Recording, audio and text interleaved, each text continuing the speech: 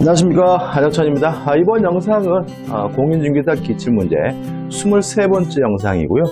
저당권에 관한 두 번째 영상인데 주로 근저당권과 공동저당에서 특수저당권에 관한 문제를 풀어볼 거거든요.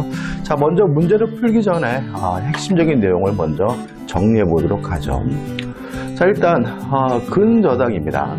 자, 근저당권이라는 건 뭐냐면 계속적 거래관계에서 발생하는 불특정, 불확정, 미래의 채권을 채권 최고액 범위 내에서 우선 변제받을 수 있는 담보물권을 우리가 근저당권이라고 합니다.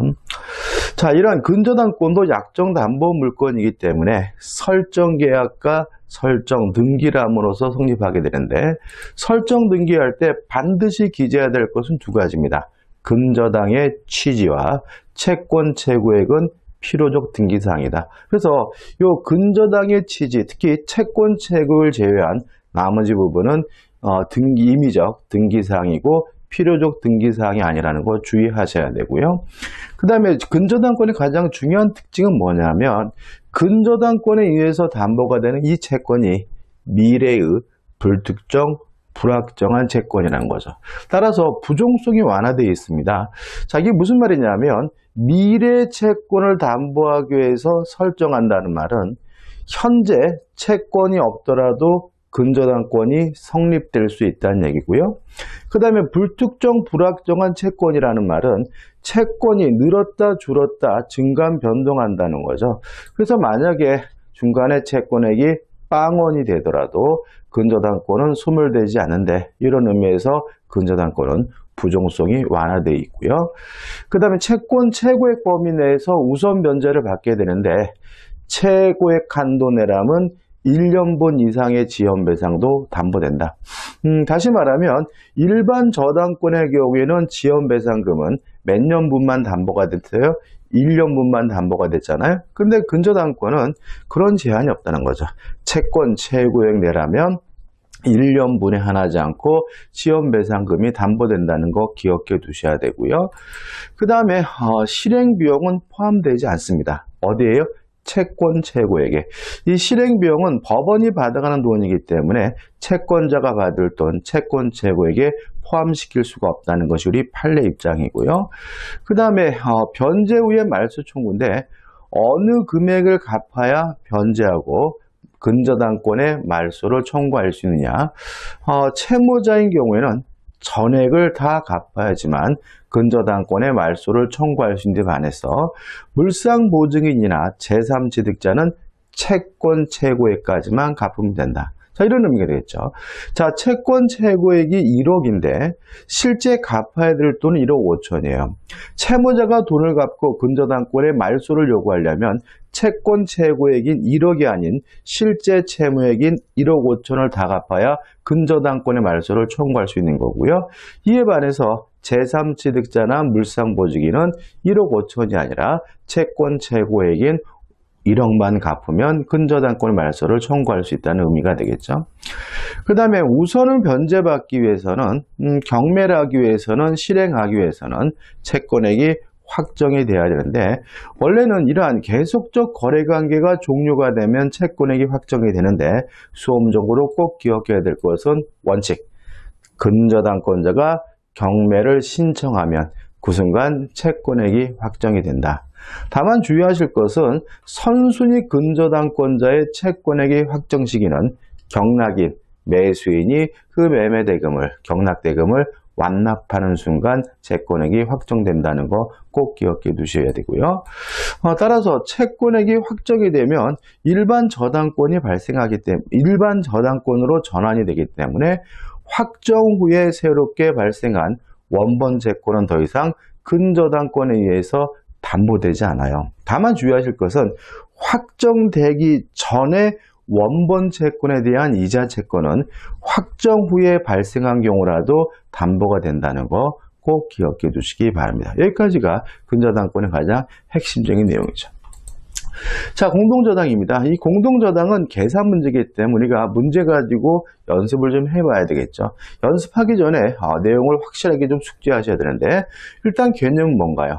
한 개의 채권을 담보하기 위해 설정된 여러 개의 저당권 우리가 공동저당권이라고 하고요. 첫 번째 우리가 기억할 것은 공동저당권자, 채권자 입장에서는 동시 배당할 것인지 아니면 이시 배당할 것인지 선택할 수 있다는 거 기억해 두셔야 되고요. 그 다음에 동시 배당을 선택하게 되면 원칙적으로 목적물의 가액의 비율로 분담액이 결정됩니다. 우리 공인중개사 시험에서는 동시 배당 시 가액의 비율로 분담액이 결정된다는 게 시험에 참 잘 나오고요. 두 번째, 만약에 조심할 것은 그 공동저당 목적물이 전부 다 채무자 거가 아니라 물상보증인 소유물이 존재하는 경우에는 가액의 비율에 따라서 분담액이 결정된다는 민법 규정이 적용되지 않는다는 것이 우리 판례 입장입니다. 그럼 이때는 어떻게 할 것인가? 이때는 채무자 소유물부터 선배당을 하고요. 부족한 금액에 대해서만 물상보증인 소유물에 대해서 배당을 실시해야 된다는 것이 우리 판례 입장이라는 거 꼭 기억해 두셔야 되겠죠. 그 다음에 이시배당입니다. 이시배당을 하게 되면 공동저당권자는 전액을 다 배당받습니다. 근데 문제는 뭐냐면 이러한 공동저당권자가 동시배당을 선택하지 않고 이시배당을 선택해서 전액을 다 받게 되면 후순위 저당권자가 피해를 받게 되거든요. 이때 후순위 저당권자는 피해 보는 것이 아니라 공동배당 시 받을 수 있는 금액을 한 대로 공동저당권자를 뭐 하게 되는 거죠? 대위하게 되는 거죠. 자, 근데 조심할 것은 만약에 이 대위 목적물이 채무자 소유가 아니라 물상 보증인 소유라면 대위할 수 없다는 거 꼭 기억해 두셔야 되고요. 그 다음에 만약에 이게 공동 근저당인 경우에는 배당받은 금액은 채권 최고액에서 감액된다. 자, 이게 무슨 말이냐면 두 개 부동산에 1억 원을 채권 최고액으로 해서 공동 근저당을 설정했는데 하나의 부동산에서 3천만 원을 받으면 채권 최고액이 7천만 원으로 줄기 때문에 다른 부동산에선 7천만 원까지 우선 변제 받을 수 있다는 의미가 되고요. 좀 이따가 이제 문제를 보면서 보시면 충분히 이해되실 거예요. 자, 여기까지가 확실하게 기억해야 될 내용이고요. 일단 많은 양을 대단히 작게 축약을 해둔 것이니까 꼭 확실하게 숙지하시고요. 자, 이 정도 정리하시게 되면 특수 저당권에 관한 문제들은 다 풀 수가 있습니다. 자, 이제 대표예제와 기출 문제를 풀어보도록 하겠습니다. 자, 이제 기출 문제와 대표예제를 풀어보는데요. 먼저 대표예제부터 풀어보겠습니다. 대표예제 2번이죠. 갑은 을로부터 1억 5천만 원을 차용하면서 자, 지금 갑이 을로부터 얼마를요? 1억 5천만 원을 차용했죠. 자신의 ABC 부동산에 저당권을 설정하였다. 그 을은 갑이 채무를 변제하지 않자 위 각 부동산을 동시에 경매했다. 그럼 여러분들 뭐가 떠오르시나요? 동시에 경매하게 되면 가액의 비율로 분담액이 결정된다가 떠올려야 되겠죠. 위 부동산에 관한 경락대금이 A에서 9천만 원, B에서 3천만 원, 6천만 원, C에서 3천만 원이었다. 을이 B 부동산에서 변제받게 되는 금액은 얼마인가? 자, 한번 풀어보죠. 자, 지금 을이 갑에게 빌려준 돈은 얼마냐면 1억 5천만 원이고요. 자, 요것을 담보하기 위해서 A 부동산, B 부동산, C 부동산에 공동 저당권을 설정했는데 동시배당을 했죠. 자, A 부동산에서는 얼마가요? 9천만 원이, B에서는 얼마가요? 6천만 원이, C에서는 뭐죠? 3천만 원이죠. 자, 여기까지 분석이 되면 끝났죠. 자, 가액의 비율에 따라서 분담액이 결정되니까 9천만 대 6천만 대 3천만이고 계산하는 방식은 더해서 밑에 깝니다. 9 더하기 6 더하기 3 하면 어떻게 되는 거죠? 18이 되는 거죠. 그래서 A에서는 18분의 9, B에서는 18분의 6, C에서는 18분의 3이 되는 거고요. 지금 문제가 B에서 받는 돈이 얼마인지를 계산해 보니까 약분하면 뭐가 됩니까? 3분의 1이죠. 따라서 1억 5천에 3분의 1이면 얼마가 돼요? 5천만 원이 되기 때문에 답은 5천만 원이 답이 되는 거죠. 물론 이것도 계산해 볼까요? 자, 약분하면 뭐가 됩니까? 2분의 1이니까 1억 5천의 2분의 1 A에서는 뭐죠? 7,500을 받고요. 약분하면 3, 6, 18, 6분의 1이니까 여기서는 얼마가 됩니까? 2,500을 받겠죠. 물론 우리는 주어진 시간 내에 문제를 다 풀어야 되기 때문에 B에 대해서만 간단하게 계산하면 되겠죠. 어렵지 않죠, 그죠? 그러니까 알면 대단히 쉽습니다. 따라서 이 문제의 답은 뭐가 되는 거죠? 9천만 원에서 3번이 되는 거죠. 자, 이제 기출 문제를 풀어보죠. 자, 우리가 저당권 1에서 문제를 좀 많이 풀었죠. 그래서 이번 영상에서는 문제가 뭐 굉장히 많이 풀고 그러지는 않습니다. 짧다 이 말이죠. 자, 몇 번이죠? 15번이네요. 자, 갑은 은행에 대한 채무의 이행을 담보하고자 그 소유 X토지 X의 을명의 저당권과 함께 X담보가치 유지만을 위해 을명의 지상권을 설정했죠. 자, 이런 거 우리가 뭐라 그러냐면요. 담보지상권이라고 해요. 담보지상권은 여기 나와 있죠. 담보가치 유지만을이에요. 따라서 담보지상권이 설정됐더라도 지상권자인 이 은행이 사용수익하진 않습니다. 여전히 소유자 계속 사용수익하게 되고요. 또 돈을 갚으면 변제라면 저당권이 소멸되는 것과 마찬가지로 이 담보지상권도 즉시 소멸하게 된다는 거 주의하시기 바랍니다. 다시 말하면 나대지에다가 빈 땅에다가 저당권 설정하면서 건물 못 지게 막으려고 설정하는 걸 우리가 담보지상권이라고 하고요. 담보지상권이 설정됐더라도 지상권자가 사용수익하지 않는다. 또 변제하게 되면 저당권과 함께 담보지상권도 자동으로 소멸하게 된다라는 거 기억해 두시면 되겠죠.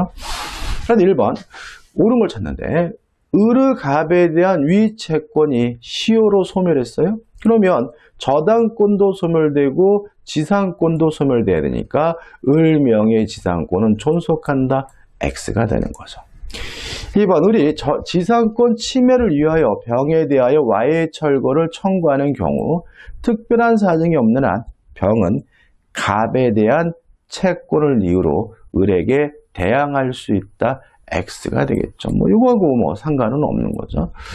3번 을은 병에게 X의 사용수익을 이유로 부당이득 반환을 청구할 수 있다. X. 이런 거 참 잘 내는데 지금 담보지상권이 설정됐더라도 담보지상권자인 을이 사용수익하는 것은 아니잖아요.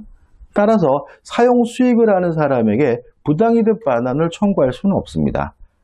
이해되시죠? 4번 Y의 축조로 X의 고안가치가 피담보채권 미만으로 하락했어요. 그러면 저당권자 입장에서 뭐가 생긴 거죠? 손해가 발생했으니까 을은 갑에게 저당권 침해를 이유로 손해배상을 청구할 수 있다는 질문은 맞는 질문이고요. 답은 뭐죠? 4번이 되는 거죠. 5번 을의 지상권은 담보물권이므로 그 피담보채무의 범위 확인을 구하는 정보는 적법하다. X입니다. 을의 지상권은 담보라는 말이 들어가지만 기본적으로 담보물권은 아닙니다. 쉽게 말하면 교환가치 하락을 위해서 일종의 편법적으로 설정하는 거죠. 답은 4번이 됩니다. 자, 16번입니다. 근저당권에 관한 설명으로 옳은 것은 자, 필요적 등기사항 반드시 등기해야 되는 것 근저당의 취지와 채권 채무액이니까 1번 채권 채무액은 필요적 등기사항이 아니다. X가 되는 거죠. 2번 피담보 채권이 확정되기 전에는 당사자 약정으로 근저당권을 소멸시킬 수 없다. X입니다. 약정으로 소멸시킬 수 있겠죠. 3번 확정된 피담보 채권에게 채권 채무액을 초과해요. 그러면 채무자는 전액을 나갔고 제3취득자나 물상보증인은 채권 최고액까지만 갚으면 되니까 물상보증인은 채권 최고액의 번제만으로 근저당권 설정 등기의 말소를 청구할 수 없다. X가 되는 거죠. 4번 최선순위 근저당권자가 경매를 신청했어요. 그럼 얘보다 높은 사람, 선순위가 없다는 얘기잖아요. 그러면 채권이 확정되는 시점은 경매 신청 시겠죠. 따라서 그 근저당권의 피담보 채권은 경매 신청 시에 확정된다. 맞는 지문이고요. 답은 4번이 되는 거죠. 5번 피담보 채권이 확정되기 전에는 채무 원인의 변경이 가나요? 후순위 권리자의 승낙이 있어야 된다. 다시 말하면 채무 원인이 변경된다 그래서 후순위 권리자를 침해할 일은 없기 때문에 승낙 같은 거 받을 필요는 없겠죠. 답은 4번이 됩니다. 좀 어려운 듯 하지만 답은 쉽게 찾을 수 있을 거예요. 그죠? 자, 17번입니다. 근저당권에 관한 설명으로 틀린 것은 그죠? 1번 채권 최고액이란 뭐냐? 저당 목적물로부터 우선 변제를 받을 수 있는 한도액을 의미한다. 맞는 질문이죠.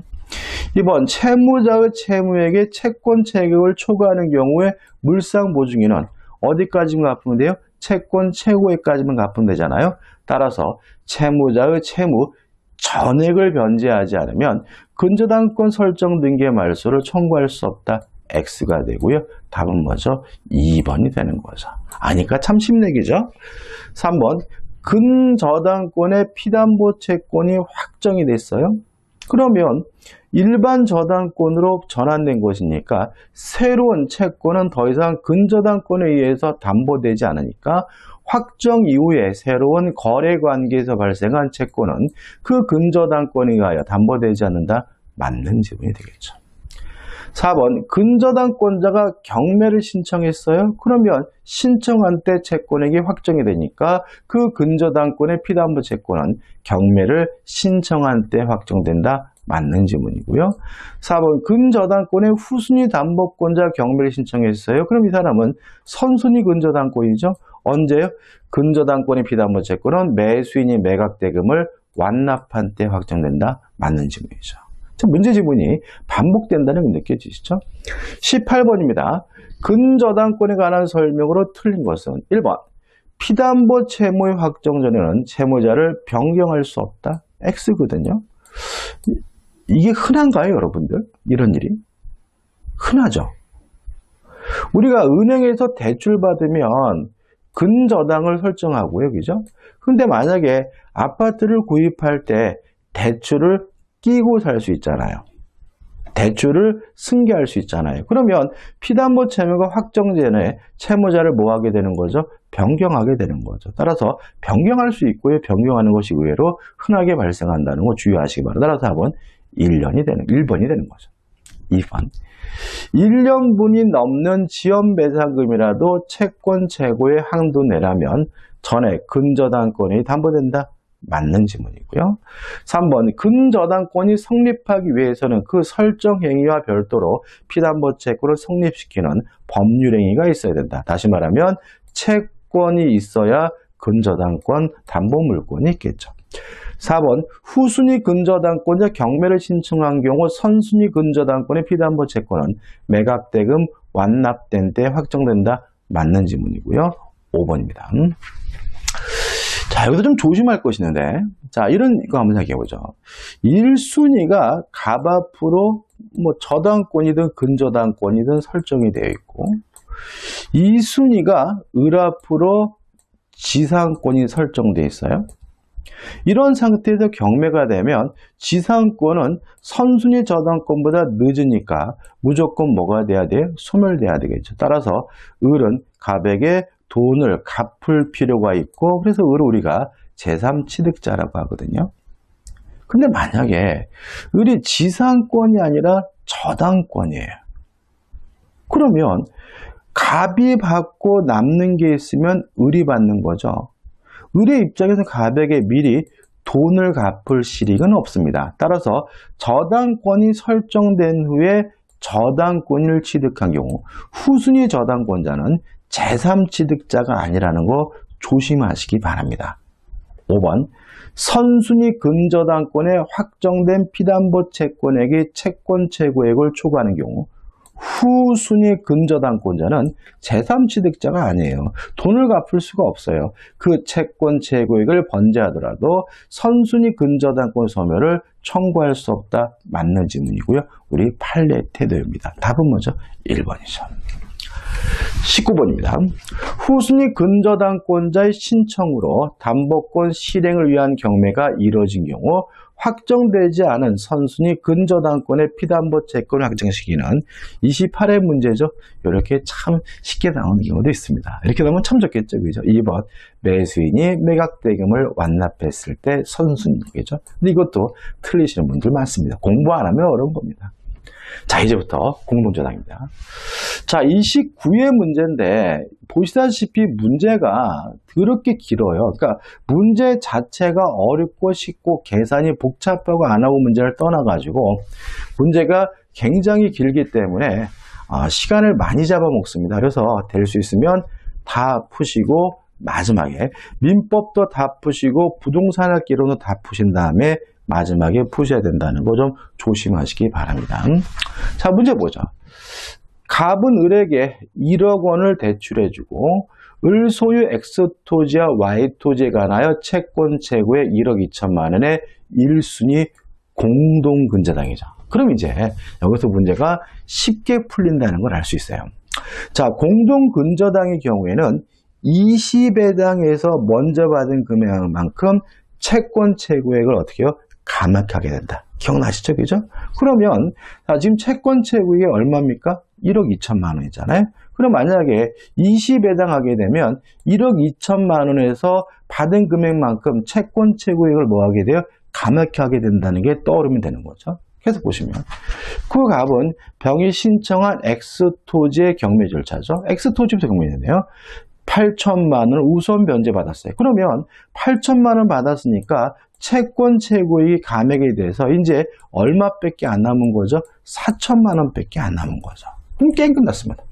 이후 정의 신청한 경매 절차에서 Y토지가 2억 원에 매도되고 갑의 채권은 원리금 지연 이자 등을 포함한 경매 신청 당시는 5천만 원, 매각대금 완납 시는 5천만 원이다. 갑이 Y토지 매각대금에서 우돈 배당받을 수 있는 금액은 얼마죠? 4천만 원이다. 왜요? 3천만 원을 먼저 받으면 그 금액만큼 채권 채구액에서 감액해야 된다는 것이 판례 입장이므로 남은 돈 얼마까지만요? 4천만 원까지만 우선 변제받을 수 있고요. 답은 2번이 되는 거죠. 알면 참 쉽습니다. 21번입니다. 갑의 채무자 을의 X토지와 제3자 병 Y토지에 관하여 피담보 채권 5천만 원의 1번 공동저당권을 적은 Y토지 을에 대한 피담보 채권 2천만 원의 2번 저당권을 뭐는 Y토지 병에 대한 피담보 채권의 3천만 원의 2번 저당권을 취득하였다. 좀 복잡하죠? 복잡하니까 좀 한번 그려볼까요? 자, 이런 얘기죠.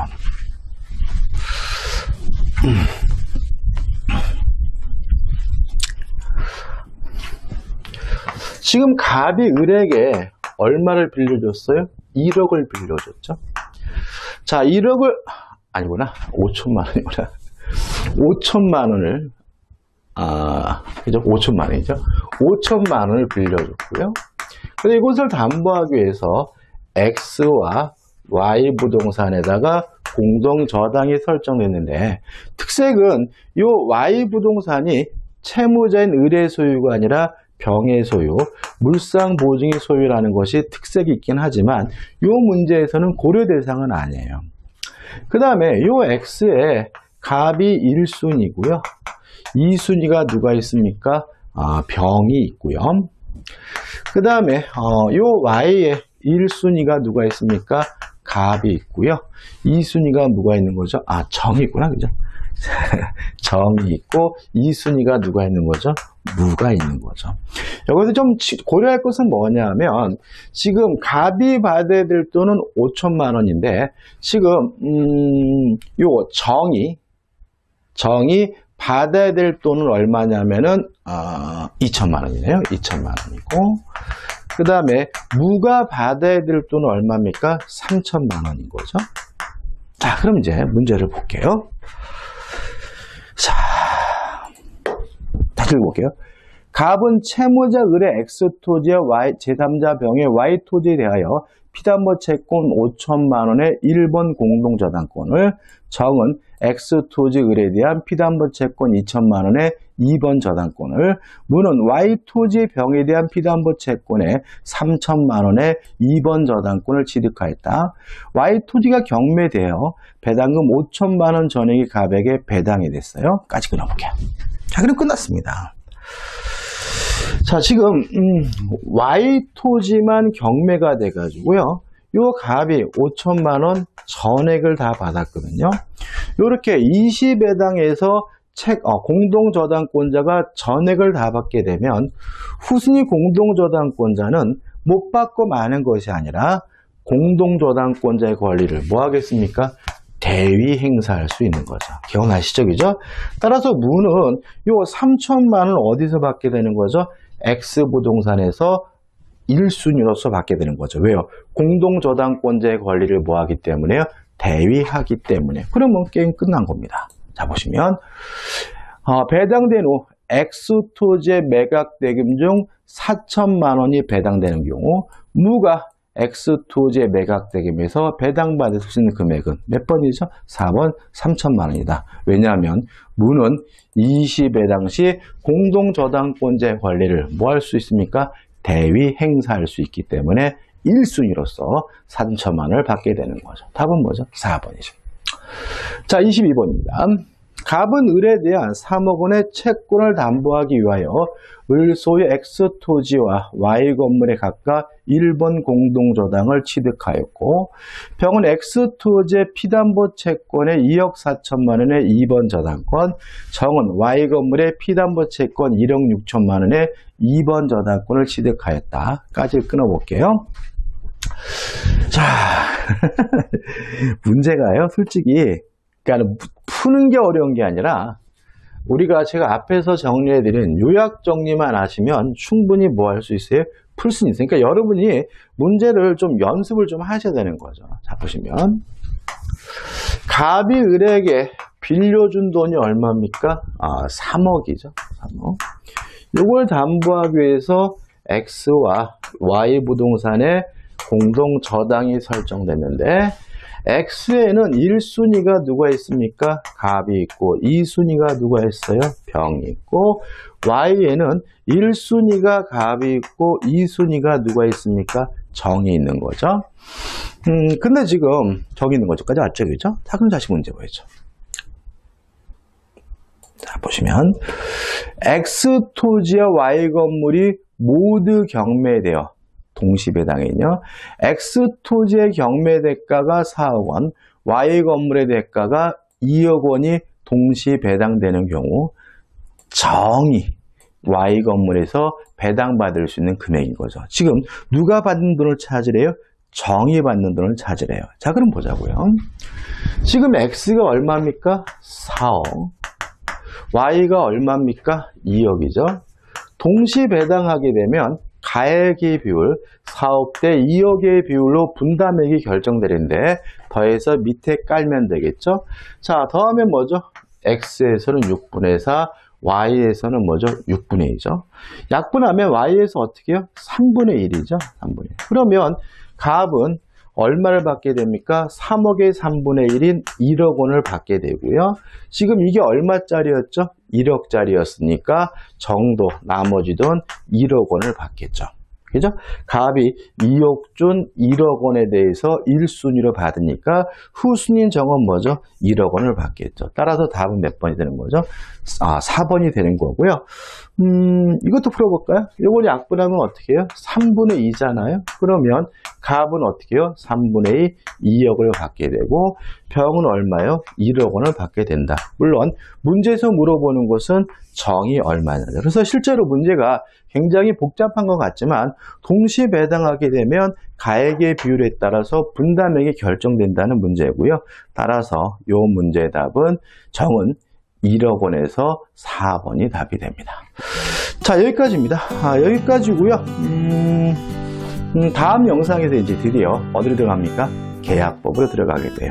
조금 어렵다 느껴질 수 있지만 핵심적인 거 정확하게 내 것으로 만들면 충분히 극복할 수 있고요.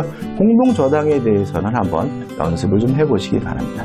자, 이번 영상이 도움이 되셨다면 구독, 좋아요 부탁드리겠습니다. 고맙습니다.